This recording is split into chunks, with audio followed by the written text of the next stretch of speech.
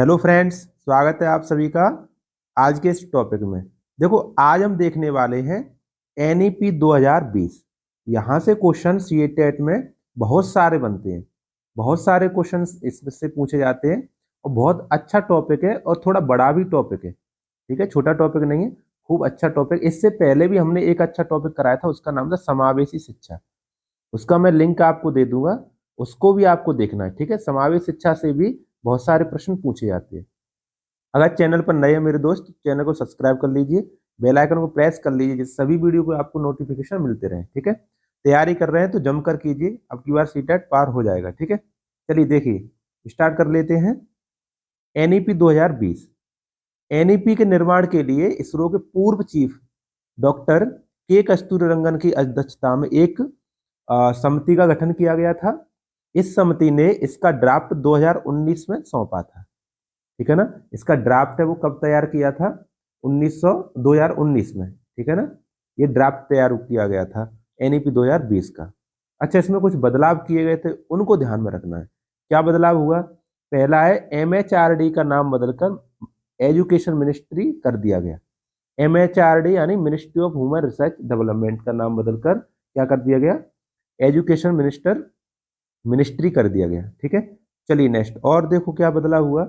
वर्ष 2030 तक अध्यापन के लिए न्यूनतम डिग्री योग्यता 4 वर्षीय एकीकृत, है ना, बीएड डिग्री होना अनिवार्य कर दिया गया। 2030 तक आपको आपके पास 4 वर्षीय एकीकृत बीएड डिग्री होना जरूरी है। चलिए नेक्स्ट। स्कूल एजुकेशन के बारे में क्या कहा? उन्होंने कहा कि 10+2 की जगह पे हम भैया ये लेके आ रहे हैं। क्या लेके आ रहे हैं? 5+3+3+4 की नई व्यवस्था की बात की गई है इसमें, 3 से 18 वर्ष के बच्चों के लिए। अब इसको मैं अच्छे से समझाता हूँ। देखो, 5+3+3 है ना, 3+4, ये 5 वर्ष में दो हिस्से हैं। पहली 3 वर्ष बच्चा बाल वाटिका आंगनबाड़ी में पढ़ेगा, दूसरी 2 वर्ष फर्स्ट सेकंड में पढ़ेगा। ठीक है ना, सेकंड तक हो जाएगा, बच्चा 8 वर्ष का हो जाएगा। यहाँ से ये 3 लिखा है इसमें, बच्चा क्या कहते हैं, 3 4 5 पढ़ेगा, तीसरी क्लास चौथी क्लास पांचवी क्लास। ठीक है ना, बच्चा 11 साल का हो जाएगा। फिर ये जो 3 लिखा है इसमें बच्चा 6 7 8 में पढ़ेगा, छठवीं क्लास सातवीं क्लास आठवीं क्लास। ठीक है, ऐसे पढ़ेगा। ठीक है ना, बच्चा कितना हो जाएगा? 14 साल का हो जाएगा। फिर जो 4 क्लास है, ये सेकेंडरी स्टेज है। इसमें बच्चा 9वीं क्लास 10वीं क्लास 11वीं क्लास 12वीं क्लास में पढ़ेगा। ठीक है, बच्चा 18 साल का हो जाएगा। कितना हो जाएगा? 18 साल का। ठीक है, इसको और डिटेल में देखो, मैं समझाऊं। देखो ये लिखा हुआ है अपन ने, देखो ये लिखा है, क्या है? देखो, ये पहली स्टेज है, इसको कहते हैं फाउंडेशन स्टेज। क्या कहते हैं? Foundation stage. इसमें 2 हिस्से किए गए हैं, है ना, पांच पांच है ना, उसमें 3 वर्ष पहले किए हैं, 2 वर्ष बाद में। इसमें बच्चा बाल वाटिका आंगनबाड़ी में पढ़ेगा, उसके बाद फर्स्ट सेकंड पढ़ेगा, बच्चा 8 साल का हो जाएगा। ठीक है, दूसरा अपना प्रिपरेटरी स्टेज, इसमें बच्चा 3 से 5 तक पढ़ेगा, ये 3 लिखा था, 3 से 5, है ना, तीसरी क्लास चौथी क्लास पांचवी क्लास, ऐसे 3 क्लास हो गई। ठीक है, अगला स्टेज है मिडिल स्टेज। कौन सा? Middle stage. इसमें भी यहाँ भी 3 था, इसमें भी बच्चा 3 क्लास पढ़ेगा, छठवीं क्लास सातवीं क्लास आठवीं क्लास, और बच्चा 14 साल का हो जाएगा। ठीक है, उसके बाद सेकेंडरी स्टेज। सेकेंडरी स्टेज है, इसमें यहाँ पर 4 लिखा था। ठीक है ना, इसका अर्थ हुआ 9वीं क्लास 10वीं क्लास 11वीं क्लास 12वीं क्लास पढ़ेगा। ठीक है ना, समझ में आ गया था ना?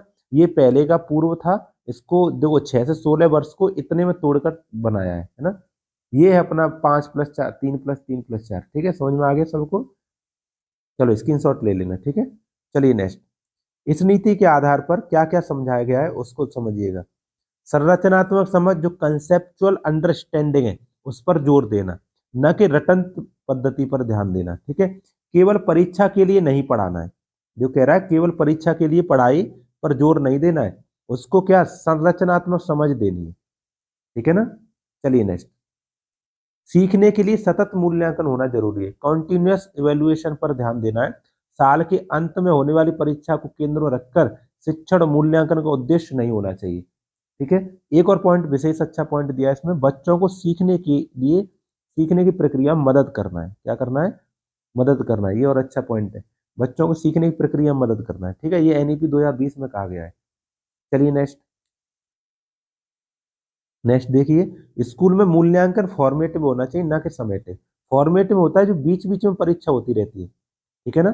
और समेटिव होता है जो लास्ट में, अंत में वार्षिक परीक्षा होती है वो होती है। तो हमें बीच बीच में परीक्षा लेनी चाहिए, ठीक है ना। बीच बीच में टेस्ट परीक्षाएं कराते रहना चाहिए, मूल्यांकन करते रहना चाहिए, समेटिव पर ध्यान नहीं देना चाहिए, ठीक है ना, कि पूरा साल पढ़ा दिए उसके बाद आप अंत में टेस्ट ले रहे हैं, ठीक है।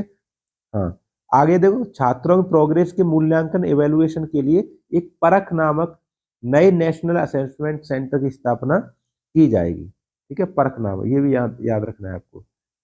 चलिए नेक्स्ट, एनईपी 2020, यह सीखना कि कैसे सीखना, ये बहुत अच्छा पॉइंट है, यहाँ से एक प्रश्न आया भी है। यह सीखना कि कैसे सीखना है और मानकीकरण से लचीलापन, ये भी पॉइंट आया हुआ है, स्टैंडर्डाइजेशन से फ्लेक्सिबिलिटी की ओर, ये भी प्रश्न पूछा गया। इसकी ओर क्या करती है, बदलाव का प्रस्ताव करती है, मानकीकरण से फ्लेक्सिबिलिटी की ओर ले जाती है इसको, ठीक है ना। चलिए नेक्स्ट, हर बच्चे की विशिष्ट क्षमताओं जैसे कौन कौन सी, रचनात्मकता, है ना, तार्किक सोच, नवाचार, समालोचनात्मक चिंतन, क्रिटिकल थिंकिंग की पहचान करना है और उसके समग्र विकास का के लिए अपना प्रयास करना है, समग्र विकास के लिए, ठीक है। ये एनईपी 2020 कह रहा है, ठीक है। चलिए अगला, समावेशी शिक्षा, इंक्लूसिव एजुकेशन क्या होती है, सभी के लिए शिक्षा, सभी प्रकार के बच्चे, जो सामान्य बच्चे हों, दिव्यांगन बच्चे हों, सभी बच्चे एक ही छत के नीचे बैठ के पढ़ते हैं, उसे कहते हैं समावेशी शिक्षा। चलिए नेक्स्ट देखते हैं, एनईपी 2020 के अनुसार लर्निंग, लर्निंग है जो अधिगम है वो प्रयोगात्मक होना चाहिए, एक्सपेरिमेंटल होना चाहिए, ठीक है। कैसा होना चाहिए, एक्सपेरिमेंटल होना चाहिए, जिसमें स्वयं करके सीखना, लर्निंग बाय डूइंग, स्वयं करके सीखना होना चाहिए, ठीक है, लर्निंग बाय डूइंग। और प्रत्येक सब्जेक्ट में कला और खेल को एकीकृत किया जाएगा, ये भी एनईपी 2020 में ही कहा गया है, ठीक है। चलिए नेक्स्ट, ये प्रयोगात्मक का प्रश्न पूछा गया है। आगे, एनईपी 2020 द्वारा भाषाओं के लिए कही गई बात है, भाषाओं के लिए क्या क्या कहा गया है, ये कहा है कि बहुभाषिकता होता है, जो मल्टीलिंगुअल होता है और विविधता होती है, वो उसको प्रोत्साहन देना चाहिए। क्यों देना चाहिए, क्यों, बहुभाषी होने से उनमें संज्ञानात्मक विकास ज्यादा होता है, संज्ञानात्मक लाभ होता है, इसलिए बहुभाषिकता को और विविधता को क्या देना चाहिए, हमें प्रोत्साहन देना चाहिए, ठीक है। चलिए नेक्स्ट, बच्चों की शिक्षा का माध्यम कम से कम 5वीं क्लास या उससे आगे या उससे भी आगे कहाँ की भाषा में होना चाहिए, मातृभाषा में होना चाहिए, जो घर की भाषा होती है, मातृभाषा घर की भाषा या फिर स्थानीय भाषा होती है, उसमें शिक्षा होनी चाहिए, ठीक है ना। चलिए नेक्स्ट, ये भी बताता है एनईपी 2020, किसी भी राज्य रूप में भारत के अलग अलग राज्यों में 3 लैंग्वेज फॉर्मूला होना चाहिए, कितना होना चाहिए, 3 लैंग्वेज फॉर्मूला अपनाना जाना चाहिए, और इसमें भी फ्लेक्सिबिलिटी रखनी चाहिए, लचीलापन रखना चाहिए। त्रिभाषा सूत्र के अंतर्गत एक विकल्प के रूप में दूसरी भाषा होनी चाहिए, जैसे संस्कृत हो सकती है। जो त्रिभाषा सूत्र क्या है, एक तो बालक जहां पर पढ़ रहा है तो उसकी रीजनल लैंग्वेज होगी, यानी स्थानीय भाषा होगी, वो हो गई एक, दूसरी हिंदी हो गई, तीसरी अपनी ये विकल्प के रूप में संस्कृत वगैरह रखनी है, ठीक है ना। तो ऐसे त्रिभाषा सूत्र है ये। आगे देखिए, और भी भाषा के रूप में बड़ी बड़ी अच्छी अच्छी बातें कही गई हैं, कि कक्षा 6 के लिए, ये क्लास जरूर याद रखनी है, कक्षा 6 के लिए अतिरिक्त भाषा के रूप में, और ये भी पॉइंट याद रखना, किस कैसी भाषा के रूप में, अतिरिक्त भाषा के रूप में शास्त्रीय भाषा को रखना जरूरी है। कौन कौन सी शास्त्रीय भाषा, 6 शास्त्रीय भाषाएं, तमिल, तेलुगु, कन्नड़, मलयालम, ओडिशा, संस्कृत, इनमें से कोई ना कोई भाषा रखना जरूरी है, जिससे उसका सभी भाषाओं में पकड़ होगी, ठीक है ना, और अपने कैरियर बनाने में आसानी होगी। चलिए नेक्स्ट, और भी देखो, एक माध्यमिक स्तर के लिए अतिरिक्त भाषा के रूप में एक बात कही गई है, वो कक्षा 6 के लिए थी, ये माध्यमिक स्तर के लिए अतिरिक्त विकल्प के रूप में एक विदेशी भाषा होना जरूरी है। कौन कौन सी विदेशी भाषा, इनके नाम याद रखेंगे, ठीक है ना, कोरियन, जापानी, थाई, फ्रेंच, जर्मन, स्पेनिश, पुर्तगाली, रूसी। ऐसे प्रश्न आएगा कि निम्न में से इस विदेशी भाषा की एनईपी में चर्चा नहीं की गई, तो 4 ऑप्शन होगा, उसमें एक नहीं होगा, 3 तो इसमें से मैच कर रहे हो, एक नहीं होगा, तो वही छांटना होगा, इसलिए ये नाम याद रखना जरूरी है, ठीक है ना। चलिए नेक्स्ट, राष्ट्रीय शिक्षा नीति 2020 के अनुसार भारत सरकार की एक भारत श्रेष्ठ भारत पहल, ये बड़ा अच्छा पॉइंट है, यहाँ से भी प्रश्न पूछा गया है। एक भारत श्रेष्ठ भारत पहल इस बात पर बल देती है कि विद्यार्थी अधिकांश रूप से प्रमुख भारतीय भाषाओं की उल्लेखनीय एकता के बारे में जान सके, उल्लेखनीय एकता के रूप में बारे में जान सके, ठीक। एक भारत श्रेष्ठ भारत याद रखना है, एनईपी में कहा गया है, उसमें आएगा सर्व शिक्षा अभियान के बारे में कहा गया है, ठीक है ना, सब पढ़ो सब बड़े के बारे में कहा है, ऐसा नहीं, इसको याद रखना है, ठीक है। चलिए नेक्स्ट, दिव्यांगों के लिए भी कुछ अधिकार बताए गए हैं, है ना, उनके बारे में क्या कहा गया वो भी देख लेते हैं। दिव्यांगन अधिकार अधिनियम 2016 है, RPWD, right to person with disabilities. यह समावेशी शिक्षा को ऐसी व्यवस्था के रूप में डिफाइन करता है जहां सामान्य और दिव्यांग, देखो सामान्य और दिव्यांग सभी बच्चे एक साथ एक छत के नीचे पढ़ते हैं, ये है, ठीक है, RPWD, right to person with disabilities, ठीक है ना। चलिए नेक्स्ट, और भी कुछ बातें कही गई। NEP 2020 के अकॉर्डिंग दिव्यांग बच्चों के लिए एक उपयुक्त इमारती ढांचा होना चाहिए, यानी बच्चा कोई दिव्यांग है तो उसके लिए फर्स्ट फ्लोर पर सारी व्यवस्थाएं होनी चाहिए। उपयुक्त तकनीकी व्यवस्थाएं होनी चाहिए, उपयुक्त तकनीकी व्यवस्था होनी चाहिए, और प्रत्येक स्टूडेंट के लिए एक शिक्षा होनी चाहिए, निजी शिक्षक के रूप में प्रावधान बताया गया है, ठीक है ना। चलिए नेक्स्ट देखिए, टेक्स्ट बुक के बारे में कहा गया है NEP 2020 में, कक्षा 6 तक की कक्षा कक्षा 6 तक की शैक्षिक पाठ्यक्रम में व्यवसायिक शिक्षा होना जरूरी है। भले ही कोर्स थोड़ा कम कर दो, लेकिन ये व्यवसायिक शिक्षा होना जरूरी है, शामिल करना जरूरी है। और इसमें इंटर्नशिप की भी व्यवस्था रहेगी कक्षा 6 तक, 6 से, कक्षा 6 से तक नहीं, कक्षा 6 से, ठीक है, ये कक्षा 6 से, ठीक है ना, आगे की क्लासों में इंटर्नशिप की भी व्यवस्था रहेगी और एक व्यवसायिक शिक्षा भी रहेगी, ठीक है, जिससे बच्चों को आगे भविष्य में बिजनेस करने में, थोड़ी कैरियर बनाने में अच्छा रहेगा, ठीक है।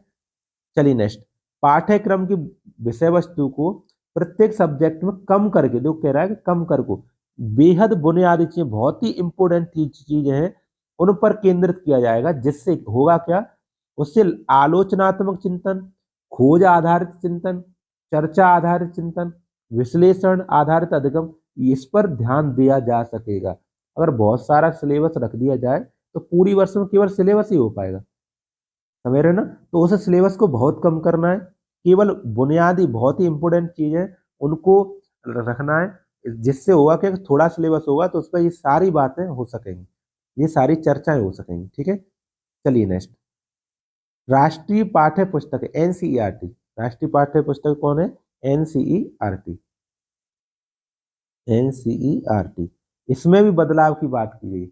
स्कूल के करिकुलम में कमी, लचीलापन रटकर सीखने के बजाय, लचीलापन रखना है रटकर सीखने की बजाय, ठीक है, रटकर सीखने के पर ध्यान नहीं देना है, रचनावादी सीखने के तरीके पर जोर देना है, ताकि स्कूल की नेशनल टेक्स्ट बुक में भी बदलाव होना इसमें भी बहुत जरूरी है, ठीक है, NCERT में भी बदलाव किया जाएगा। चलिए नेक्स्ट, प्रोग्रेस कार्ड कैसा होगा, जब आप पास हो जाओगे पूरी साल में तो कैसा कार्ड होगा, वो भी इसमें बात कही गई है। प्रोग्रेस कार्ड 360 डिग्री होगा, इसमें तीनों प्रकार के विकास होंगे, संज्ञानात्मक विकास, भावनात्मक विकास, शारीरिक विकास, सभी के बारे में इसमें चर्चा की गई होगी। पहले तो केवल फेल पास आता था, पास है फेल है बस, ऐसा अब ऐसा नहीं होगा, उसमें सभी प्रकार के विकास के बारे में जानकारी होगी, बहुआयामी होगा, मल्टी डायमेंशनल कार्ड होगा, जिसमें सभी स्टूडेंट के संज्ञानात्मक, भावनात्मक और शारीरिक में विकास की बारीकी से विश्लेषण किया किया गया होगा, उसका विवरण दिया जाएगा, ठीक है ना। हाँ आगे देखो, एक और है, यह रिपोर्ट सेल्फ असेसमेंट यानी हमने जैसे कुछ याद कर लिया, उसको किसी से कह दी चलो पूछो हमसे, है ना, सेल्फ असेसमेंट हो रहा है। पीयर असेसमेंट यानी दो बच्चे साथ में मिलकर पढ़ रहे हैं, वो उससे पूछ रहा है, वो उससे पूछ रहा है। पीयर असेसमेंट की समावेश की बात की NEP 2020 में, ये दोनों ही असेसमेंट पॉजिटिव बताए गए हैं, ठीक है ना, तो इस पर भी ध्यान देना है। NEP 2020 में देखो, ये इतना मैंने कंटेंट पढ़ा दिया, ये सफिशियंट है, इससे ज्यादा आपको ज्यादा पढ़ने की जरूरत नहीं है। CTET परीक्षा के लिए ये बिल्कुल सफिशियंट कंटेंट है, ठीक है ना, बहुत ही प्रीसाइज में, बहुत ही कम संक्षिप्त में मैंने कम समय में पढ़ा दिया गया है। वीडियो कैसी लगी आप बताइए।